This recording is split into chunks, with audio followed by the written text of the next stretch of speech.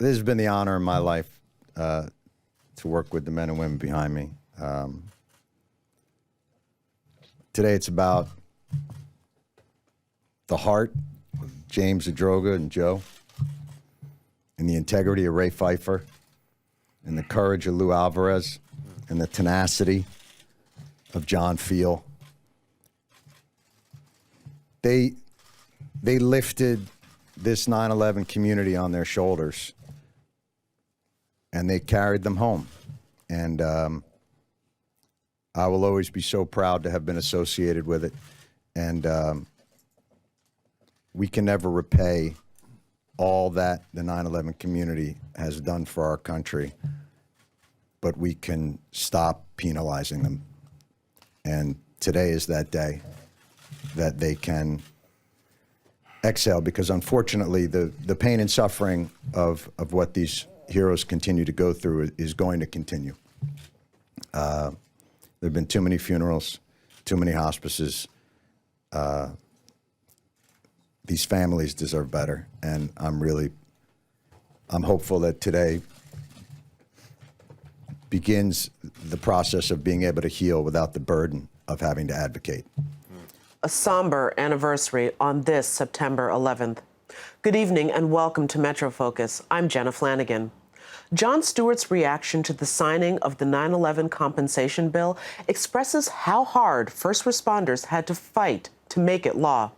The $10 billion legislation permanently extends aid to fully compensate first responders and survivors who have fallen ill after working and living below Canal Street following the attack. Here with insight is attorney Michael Barish, who represents many of the first responders and their families. Also joining us with personal perspective into this 15-year fight is Bridget Gormley, daughter of firefighter Bill Gormley, who died of a 9/11 related cancer in 2017. Welcome back to the show to both of you. Thank you, Jen. So first, I just want to get your reaction to having this bill finally be signed into law and the funding being extended like it was. What were your thoughts? Well, people have been doing this for 15 years. I've only been doing it since my father died, for 2, and it's been exhausting. So I can't imagine how these people must feel. Jon Stewart, you saw how somber, and I don't think he could believe it when he was saying that at long last. So. Yeah, I'll tell you, it's a real indictment on our political system that you need a celebrity to get anything as obviously bipartisan as this done. But thank God for Jon Stewart, because I fear without his help, we never would have gotten this done. Can you just give us a sense of what it was that your family went through? Yeah, I mean, you have the rock in your foundation who becomes ill, the person who thinks the strongest that's going to make it through, become ill, sick, and now they're dying, and you, it's like the carpet's ripped out from under you. You don't know how to handle the situation. You're losing your father or your mother, whoever it may be, but you're also losing a sense of stability too, because they were the ones that propped you up financially. So with that loss comes also the anxiety of, okay, we lost them, now what? And of course, that's something that we see unfortunately happen to too many American families, where a diagnosis like something like cancer can drive people into bankruptcy. Oh, absolutely, and that's a great point, and that's why I urge everybody, especially those in the survivor community, and survivors are defined by the 300,000 office workers south of Canal Street, the 25,000 residents, the 40,000 students and teachers. They are entitled to the same free health care and now compensation for the rest of their lives. God forbid they get any of these 68 cancers. But it's not just for the first responders, and that's the message that I'm so glad you're highlighting now. The surviving population, those living downtown, must take advantage of this free health care and register now.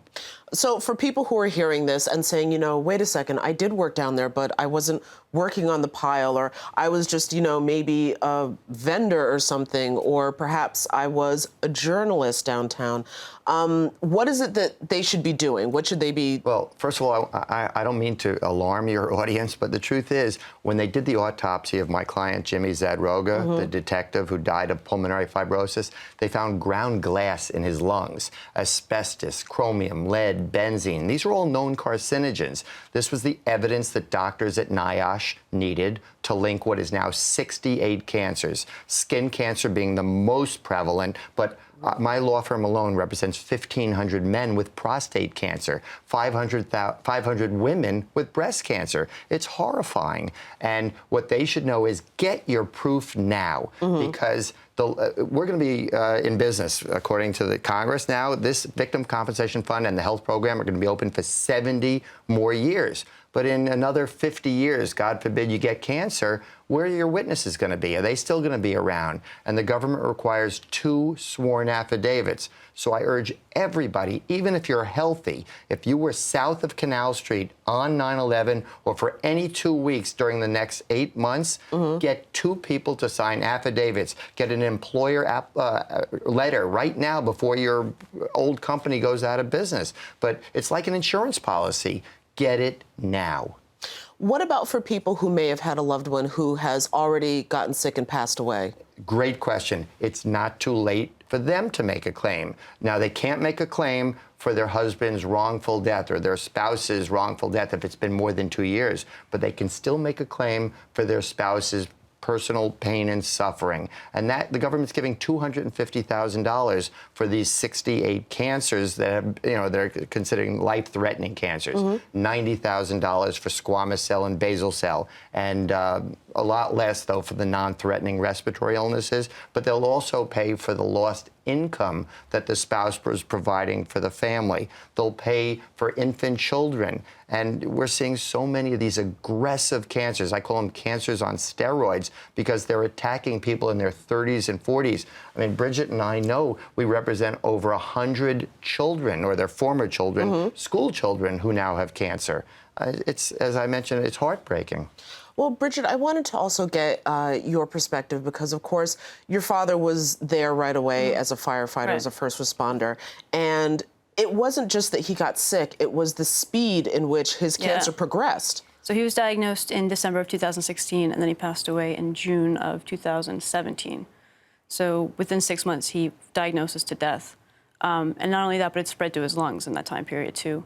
So like Mike said, they are very aggressive cancers. They're exotic in a sense that they're Rare, not they call it. rare, yeah. They're rare cancers that the doctors just don't even know how to approach them sometimes because it's the first time they're seeing it. But I just urge all of your viewers, get educated. You can learn a lot by going to 911victimfund.com. You'll learn how to get on the health program, how to get into the Victim Compensation Fund, how to download affidavits. But don't let anyone who you know has been affected, anyone you know who has died, make sure that their families find out what their rights are. And I think that's the most important thing, to know your rights. Listen, I'd absolutely love to have both of you back. This Anytime. will be an ongoing story for New York for Helping us decades. spread the word is incredible. Yeah, absolutely. So thank you. Thank you both so much. Thanks so much. Appreciate it.